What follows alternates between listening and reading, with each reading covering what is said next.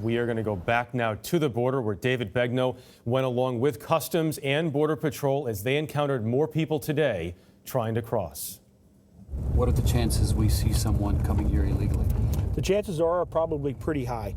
Raul Ortiz was our escort. He's deputy chief of the Rio Grande Valley sector.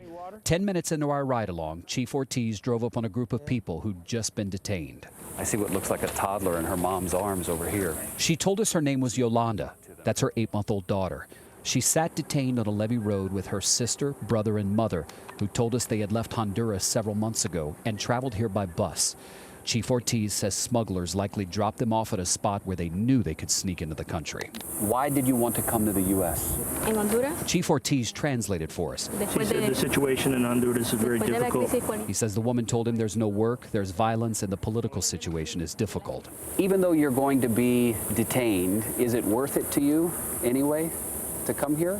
Usted sabe que la mayoría de las personas va huyendo, ¿verdad? She says that everybody knows that there's no help for her or for her family in Honduras, but everybody knows that there's help for families here in the United States, and so the risk is valid to them. Each detainee was offered water and given a bag. Everything they had went inside. They handed over those bags as they boarded a bus headed for a processing center nearby. A few miles away, That's Reynosa, Mexico. You see the Rio Grande River. 2 people drown on average per week trying to cross. And I am standing in the spot where more people enter the U.S. illegally than anywhere else along the southern border. This is just south of McAllen, Texas.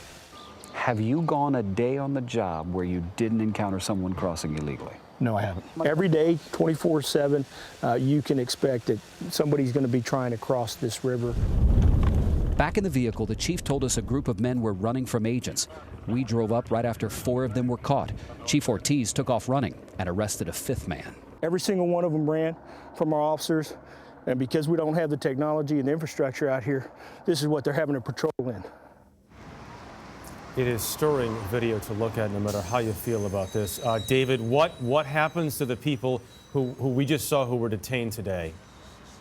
Jeff, they were all taken to the processing facility behind me here in McAllen, Texas. This is where they get read their rights. That Honduran family that I interviewed, the chief told me they're not going to be separated. And he said, here's why. You've got the one mom who had the toddler in her arms, and because they all traveled as a family unit, he said, quote, we will not separate them. All right, David Begnaud, thank you for that story from the southern border. We'll see you again soon.